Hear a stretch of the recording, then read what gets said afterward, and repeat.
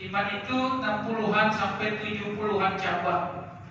Iman itu sampai terbagi-bagi menjadi 60-an sampai 70-an cabang. Afdaluha la ilaha illallah. Yang paling baik, yang paling bagus itu kalimat la ilaha illallah. Wa adnaha, yang paling cabang yang paling rendah, imatatul adza anil thariq, menyingkirkan duri, menyingkirkan paku, menyingkirkan gangguan di tengah jalan. Wal haya syu'batun minal iman.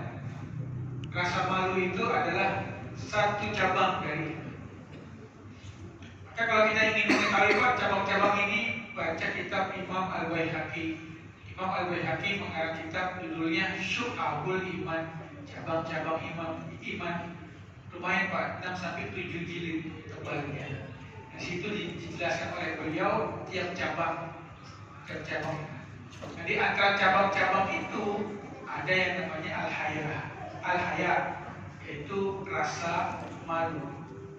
Karena Nabi katakan al-haya syu'batun minal iman. Rasa malu itu merupakan cabang daripada iman. Dari 60 sampai 70-an itu ada iman di situ. Ada haya di situ. Ada rasa malu yang ada di situ. Makanya para nabi selalu dihiasi oleh sifat malu. Nabi Musa yang garam itu, yang orang keras, dan hadis Bukhari, nabi yang sangat pemalu. Nabi sendiri, Nabi Muhammad SAW, seorang yang sangat pemalu. Di hadis yang ketiga ini Imam Bukhari menukilkan dari Abdullah bin Ubaidillah bin Utbah, maulanya Anas, pembantunya Anas bin Malik. Dia mengatakan, sapi itu Abu Sa'id qala, aku mendengar Abu Sa'id mengatakan, karena Nabi SAW asyadda hayain min azra' fi khadriha, wa kana idza kariha arafnahu fi wajhihi. Nabi itu sangat pemalu. Bahkan Nabi itu lebih pemalu dari seorang gadis yang berada di kamarnya, seorang gadis yang berada di pinggitannya, saking malunya. Sangat pemalu. Terus kami tahu kalau Nabi sedang tidak suka sesuatu, ketahuan dari wajahnya berubah. Saking Nabi itu pemalunya Rasulullah. Bahkan ketika dalam majlis ada seorang perempuan tanya tentang keadaan suaminya, perempuan Rifa'ah, dia ditalak sama suaminya sampai talak 3. Jadi dia nikah lagi dengan seorang lelaki. Terus dia rindu sama suaminya yang pertama, tapi udah talak 3. Akhirnya dia nikah dengan seorang laki-laki tersebut. Dia berharap laki-laki tersebut menyetubuhinya lalu menceraikannya sehingga dia bisa balik ke suami pertama. Tetapi suaminya itu maaf, gak bangun bahunya. Itu dia datang ke Rasulullah. Ya Rasulullah, diambil ujung bajunya. Suamiku tuh gak bangun kayak gini Rasulullah. Ini ujung bajunya gini kan Pak. Itu Nabi Pak merah muka. Ini Nabi. Dia buang muka langsung. Wajah Nabi itu merah, merona. Saking malunya Nabi. Ya orang Arab gak peduli Pak.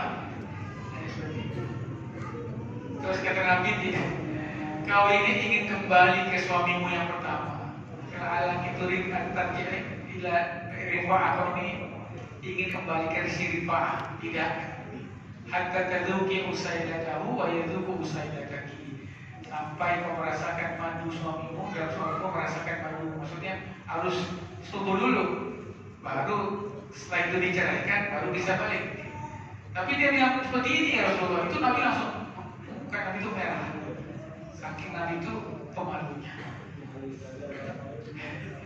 Dari hadis ini kita jelaskan Pak, malu itu boleh, malu itu nggak boleh kalau untuk ilmu.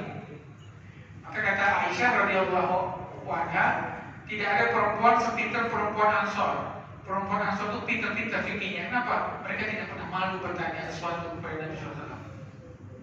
Nah, kalau untuk sahil, kalau untuk dalam ilmu, malu itu tidak baik. Malu itu tercela. Malu itu tercela kalau kita malu bertanya. Para sahabiyah kaum Ansor itu nanya sampai urusan ranjang Pak. Ditanya Nabi itu di di hadapan para sahabatnya. Nabi sampai diam, tapi ayat turun Pak. Ayat turun.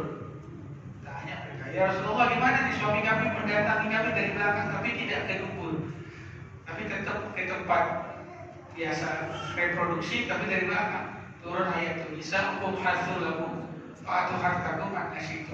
Itu karena bertanya Pak, karena mereka takut. Kata Nabi silakan, yang penting jauhi dubur. Yang penting jangan anak, yang penting jauhi dubur. Tapi itu pertanyaan betulnya malu. Tapi kalau tentang agama jangan pernah malu. Akan ada sahabat juga dulu musuh besarnya Nabi, kemudian akhirnya dia menjadi sahabat yang mulia, namanya Hindun. Istrinya Abu Sufyan, dia tanya, ya Rasulullah suami saya pelit, boleh nggak saya ambil uangnya diam-diam tanpa sepengetahuan dia? Itu kan bertanya, Pak. Itu